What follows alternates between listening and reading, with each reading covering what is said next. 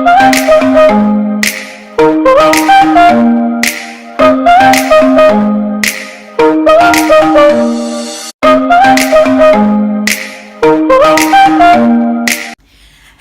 welcome to my channel. ഇന്ന് ഞാൻ നിങ്ങൾക്ക് ഷെയർ ചെയ്യാൻ പോകുന്നത് ഒരു ഇഫ്താർ സ്പെഷ്യൽ ഡ്രിങ്ക് റെസിപ്പിയാണ്. ഇതാണ് റൂഹ് അഫ്സ ഡ്രിങ്ക്.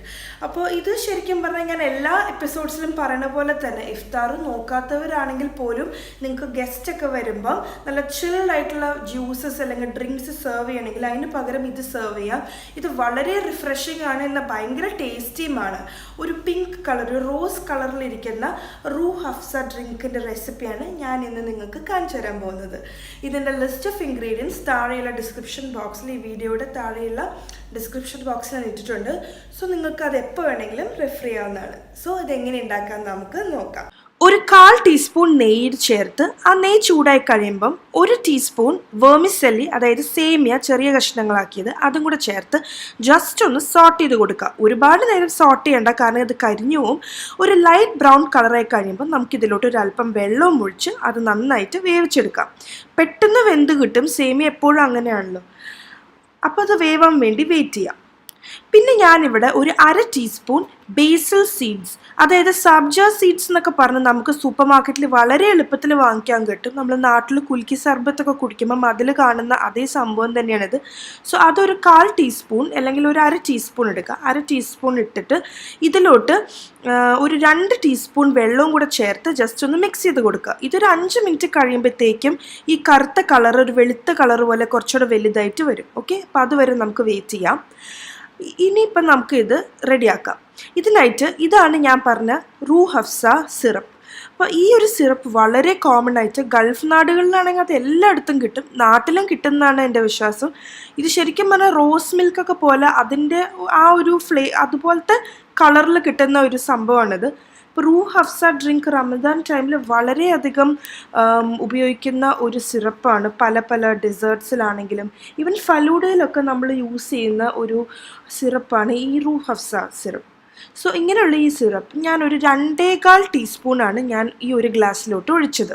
അപ്പോൾ ഇതിൻ്റെ കണക്ക് നിങ്ങൾക്ക് വേണമെങ്കിൽ 2 ടീസ്പൂൺ ആക്കാം, അതൊക്കെ ഓരോരുത്തരുടെ ഇഷ്ടം അനുസരിച്ച് അഡ്ജസ്റ്റ് ചെയ്യാം. അപ്പോൾ അതിലോട്ട് ഞാൻ കണ്ടൻസ്ഡ് മിൽക്ക് ആഡ് ചെയ്യാൻ പോവാണ്. പഞ്ചസാരയല്ല ഇതിൽ ചേർക്കുന്നത്, കണ്ടൻസ്ഡ് മിൽക്കാണ്. കണ്ടൻസ്ഡ് മിൽക്കിൻ്റെ കണക്കും ഓരോരുത്തരുടെ പേഴ്സണൽ ചോയ്സാണ്. എത്ര കൂടുതൽ വേണം അല്ലെങ്കിൽ എത്ര കുറവ് വേണമെന്ന് നിങ്ങൾ വിചാരിക്കുന്ന പോലെ ഒഴിച്ചെടുക്കുക. എന്നിട്ട് അതും കൂടെ ഒഴിച്ച് ജസ്റ്റ് ഒന്ന് മിക്സ് ചെയ്തതിന് ശേഷം ഞാനിവിടെ സേമിയ വേവിച്ച് വെള്ളമെല്ലാം കളഞ്ഞ് ഡ്രെയിൻ ചെയ്ത് വെച്ചിരിക്കുന്ന സേമിയാണ്, അതും കൂടെ ചേർക്കുവാണ്. ഇതിൻ്റെ കൂടെ ഇത് കണ്ടില്ലേ, ഞാൻ നേരത്തെ കുതിർക്കാൻ വെച്ചിരിക്കുന്ന ഈ സബ്ജ സീഡ്സ്, അതായത് ബാസിൽ സീഡ്സ്, ഇപ്പം നല്ല വലുതായിട്ട് വെളുത്ത കളറിൽ വന്നിട്ടുണ്ട്. അപ്പം അതും 1 ടീസ്പൂൺ ആഡ് ചെയ്യാം. എന്നിട്ട് ജസ്റ്റ് ഒന്ന് മിക്സ് ചെയ്ത് കൊടുത്തതിന് ശേഷം നല്ല തണുത്ത പാല് ഒഴിച്ചു കൊടുക്കുക.